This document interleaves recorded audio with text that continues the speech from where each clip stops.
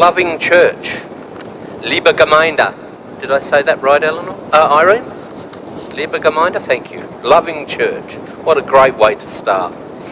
We are thinking still, as Jean has already reminded us, about this great time of Easter. Last week we proclaimed, Christ is risen, he has risen indeed. But being the type of person that I am, with the mind that I have, it's the only one I can think with, I have to say the most philosophical question at this point. And that philosophical question is, so what? Christ is risen. So what?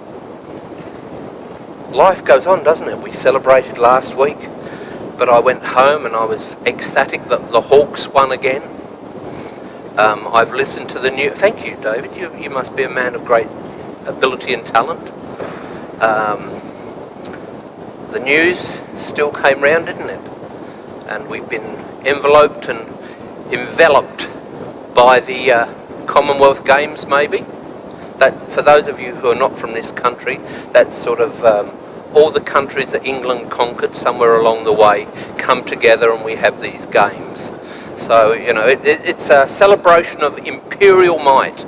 Maybe not. I don't know, but it's so easy to just keep on moving on, isn't it? But our story today from the New Testament, from the Gospel of John, tells us something about how the church responded after the resurrection. The immediate response from the women that we read last week in the Gospel of Mark was fear and a bit of awe. They weren't sure what was going on. A little later in the day we are given an insight to the disciples. Where are they, the brave disciples who are never going to leave you, Jesus? I'm going to be with you to the end of the time, you know, I'm going to be there with you. They're waiting in a locked room. The room is locked, and most of them, it tells us, barring one, a fellow called Thomas, are waiting together, maybe in fear and trembling. The doors are locked, the windows shut tight so no one can see them, no one can find them. They are there, spending time together, and they meet the risen Christ, who comes and breathes upon them and tells them, go out and share this good news. Have I got the story right so far? Yeah, did you get that from the reading? Because you see, the problem with our Gospels is that there are 3 Gospels that say a heck of a lot of the same thing, and then there's this Gospel called the Gospel of John. But even the ones that say the same things, when it comes to the resurrection and after Jesus' death, tell some very different stories. And over the next weeks we are going to delve into some of those stories. Next week we are going on the road to Emmaus, maybe. But today we are sitting in the Gospel of John, learning about these disciples. Now this poor fella called Thomas, I must say my heart goes out to him a little bit. I've always been one for the underdog, but he has spent the last 2,000 years predominantly being known as what? Doubting Thomas. You know, I wondered about that. You know, poor fella, one action. You know, and is there any reason to worry about it? Because if it was you or me, I'd be doubting Paul if someone said, hey, Jesus was just here and bouncing around the room. I'd say, yeah, have another one, have another lend of me. And yet this poor fellow has gone through 2,000 years being condemned as doubting Thomas. It's even crept into our everyday vernacular, hasn't it? We talk about people who are maybe not on board or not really following through with where the plan is as doubting Thomases. They don't call him denying Peter, I notice. You know, I think that was a bit worse than sort of perhaps doubting, the denying Peter. We haven't spoken of Peter and his misdemeanors. We've somehow rehabilitated him. But Thomas, in the predominant Western church, has been known as the doubting one.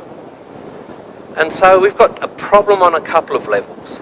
Somehow we've got to redeem Thomas, because for those of you who know anything about church history, Thomas actually did go out and go on and share the gospel, and it's believed that he went to India and shared the gospel all the way up to the Indian continent, that's right, subcontinent, thank you.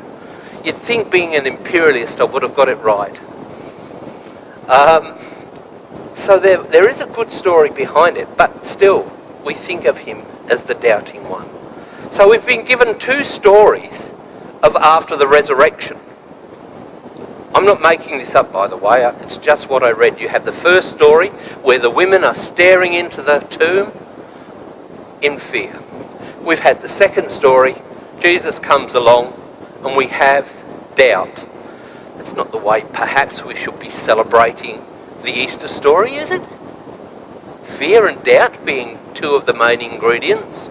And if you only want to say it's in John's Gospel, well, you actually have a bit of problem, because if you flick over the pages back to the end of Matthew's Gospel, at the Ascension when Jesus goes back to heaven, the disciples are around him waiting, and it said some believed, but some doubted. Is doubt a bad thing in faith? I don't think so, because I think doubt is the gateway to a new understanding. It's a place where we can stand and have a new way of seeing things as things open up towards us. And this is exactly what happens for Thomas. But then we can look at Thomas on his own, because the story tells us that a week later, in the same place, Jesus meets Thomas. And what happens there? Here's my hands. If you want to see proof, if you want to know, here it all is.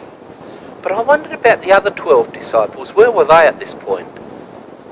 They were sitting in exactly the same locked room, not having gone out and done what Jesus had told them to go and do. And so for a week, they have just sat there, absolutely doing nothing. Which is the worst crime, the doubting or the doing nothing? I don't know. It causes me to spend some time thinking about the existential existence of the church. And some would argue, and I'm being very careful here because I tend to shoot from the mouth and then think, but some have argued that basically for 2,000 years the church has done very little but sit in its upper room, read its sacred stories, sung its sacred songs, and not really done too much. Well, I would actually like to undermine that, because how many social services have been started off by the church? How many good things have happened because of people of faith and because of believing? So many. But it's easy to sit there and say the church doesn't do too much. And we are in a moment in history where the church needs to re-examine who we are. We no longer in this country have the same era of government that we did maybe 20, 30, 40 years ago. There are many in our community, God bless the ABC, who see us as being a dying, irrelevant group of people. Have no real sense of any real being within the community. I do not agree with that. I do not agree with those who would like to write us off as some dying relic who worship, as I read in the Age this week. Yes, I do read the Age, it's good. It's a bit better than it used to be. It used to be too big. Do you remember trying to read the Age on the train when I used to go to work? It used to, huge thing. But in this it was talking about the man in the sky, the spaceman in the sky, and they were referring to that as the God that we worship. That's not the God that you and I are here today to give word to. Because I doubt in the man in the sky, but I truly believe in the person of Jesus, who calls us to be renewed, to see things in a new way. And because of the resurrection of Jesus, we too can experience that sense of resurrection in our own lives, as I said last week. Because it's not just about one resurrection, but it's about many resurrections. The sense that we too can participate in this great event that we celebrated last week. That it is an ongoing and unfolding story. Thomas the doubter, his doubts have been allayed and he can go off and, like the women, continue the story of discipleship. As I said last week, the women who had the stone in the way, who thought, who can roll away this stone so that we can continue this story, find that the stone has been rolled away. Thomas is invited to see the wounds, to touch, to feel, and yet goes and continues on the journey. Faith journey is important to every one of us. And getting back to that philosophical question of, so what? Here today we ask ourselves the same question. Christ is risen, he is risen indeed. So what for us as a group of disciples? What are we going to do with this incredible story of emancipation, of hope, of joy? Are we going to sit in the locked room? Are we going to demand signs? Or are we going to be the people that we have been called to be? People of reconciliation, people of hope, people of justice, people of joy. I think there is an incredible challenge to us as the church seeking its way.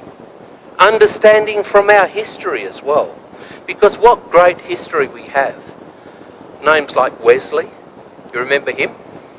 Sorry, Presbyterians amongst us. He was a pretty good guy, did some great things. Some other names that we can think of. Martin Luther King Jr., perhaps, a more contemporary name. Mother Teresa, Augustine.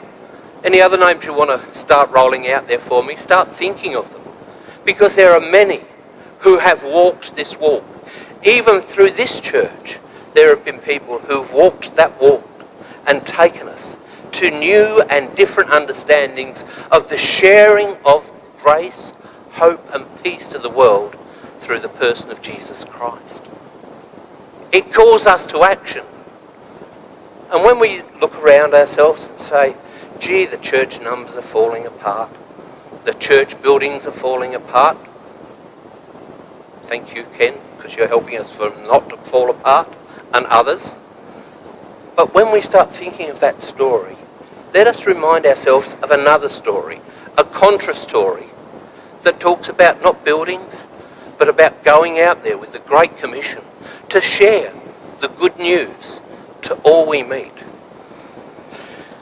Some of us may doubt that our story is strong enough to stand amidst the great multitude of other stories that we see in our community. But as Dr. Phil says, my favourite philosopher, anyone ever watch Dr. Phil? No one puts their hand up when I ask this question, but I bet you one or two have. Dr. Phil's great philosophy always says, the greatest indicator of future behaviour is past behaviour. Sounds good enough to me. The greatest indicator of whether our story is real is look at our past. It has the power to change lives, to set people in a new direction, and to open up so many possibilities. That is good news for us here today. It is hope for us as we go out and we confront a world that at times can seem hostile and antagonistic towards us. Open the doors when doubt stands there and allow our doubts to show us new and different ways. Sure, I have my doubts. I don't think any of us who want to call ourselves thinking Christians don't doubt along the way of certain things and certain ways. But it doesn't undermine this great story that we follow, this person of Jesus, and this sense of a God who wants to do great things in our world. Because today, when hands are open, it should be our hands, and our wounds should be visible for people to see. Because we are, as Henri Nouwen said, we are the wounded healers. We too have had our resurrections. And to have our resurrection, we've got to have had our deaths before, haven't we? Because there is no resurrection without death. I'm assured of that. But we have had our resurrections. We can show our scars to those and say, doubt not, this story is real and true for all of us here today and brings hope to all people. May God bless us richly as we think on these things. Amen.